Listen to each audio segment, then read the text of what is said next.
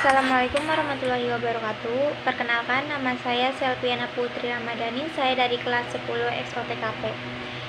Saya sekolah di SMK Global. Di sini saya akan menceritakan kehidupan masyarakat Indonesia pada zaman praaksara. Zaman praaksara adalah zaman sebelum mengenal tulisan. Kehidupan pada zaman ini praaksara dapat dijelaskan menjadi beberapa klasifikasi. 1. Yaitu sistem kepercayaan. Pada zaman praaksara telah mengenal berbagai aliran kepercayaan, yaitu sebagai berikut.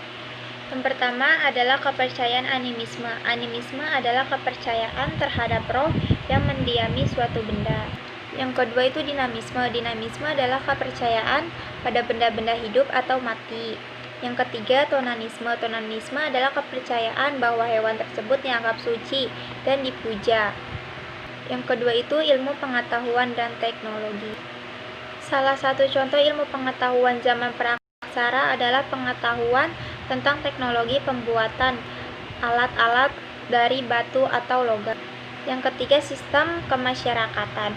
Bentuk sistem kemasyarakatan pada zaman praaksara adalah membentuk kelompok-kelompok sederhana yang terdiri dari keluarga kecil atau sistem pembagian yang belum jelas.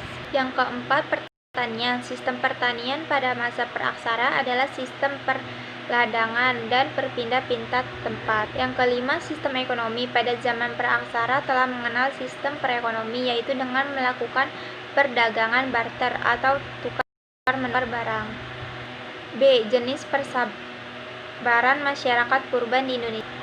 Beberapa fosil manusia purba ditemukan di Indonesia, antara lain sebagai yang pertama itu Megatyphus megarythipus yang ditemukan di Indonesia adalah yang memiliki arti manusia purba yang tertua di Indonesia.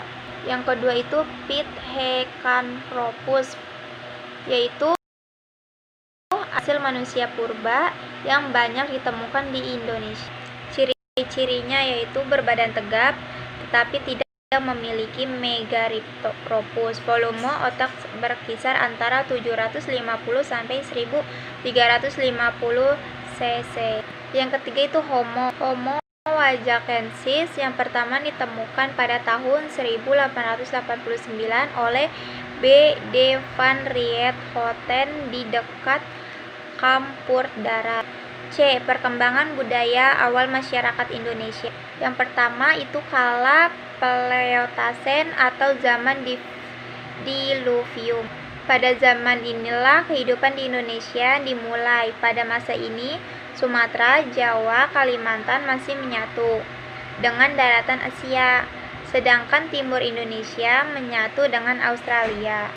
Yang kedua, kala Holosen atau zaman Aluvium.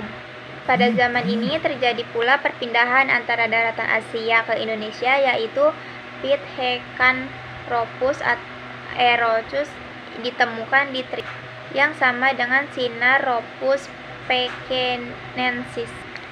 Selain pembagian zaman berdasarkan gajian geologis, dikenal juga pembagian zaman berdasarkan arkeologi. Pembagian zaman tersebut adalah sebagai berikut, yaitu zaman batu, zaman logam. Zaman batu itu zaman batu terdiri dari batu tua, Paleolitikum, zaman batu madya, Mesolitikum, zaman batu baru, Neolitikum, dan zaman batu besar, Megalitikum. Yang kedua, zaman logam. Zaman logam secara umum terbagi menjadi zaman perunggu, zaman besi, zaman tembak, dan zaman tembaga. Namun di Indonesia tidak mengalami zaman tembaga, sehingga zaman besi dibagi menjadi dua teknik, yaitu teknik Arich perdu atau cetak lilin. Yang kedua teknik Divale atau setang. Yang ketiga, perkembangan sistem kepercayaan awal masyarakat di Indonesia. Konsep kepercayaan tertua adalah bentuk penyembahan kepada jiwa orang yang telah meninggal atau roh-roh makhluk halus. D. Kehidupan masyarakat di Indonesia. Yang pertama itu masa meramu dan berburu. Dibagi menjadi beberapa bagian, yaitu budaya. Budaya dibagi menjadi beberapa bagian, yaitu budaya hidup, budaya atau alat, budaya ekonomi, kepercayaan. Yang kedua itu masa berburu dan meramu tingkat lanjut. Yang ketiga, masa bercocok tanam. Masa bercocok tanam dibagi menjadi beberapa bagian, yaitu seperti sosial, budaya, ekonomi. 4. Masa perundingan. Masa perundingan dibagi beberapa bagian seperti kehidupan sosial, kehidupan ekonomi, kehidupan budaya, kepercayaan, dan teknologi. Yang terakhir itu datangnya Deutero atau Proto Melayu. Menurut penyelidik para ahli, nenek moyang bangsa Indonesia bukan dari Indonesia asli.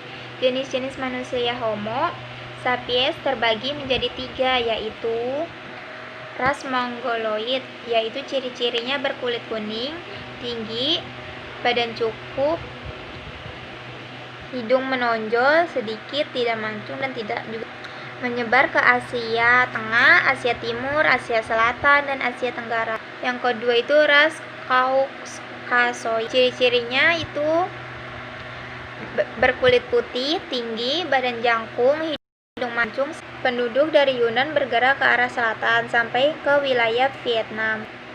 Bangsa Melayu sebagai nenek moyang bangsa Indonesia sekarang dapat dibedakan menjadi 2, yaitu seperti 1. Proto Melayu atau Melayu tua.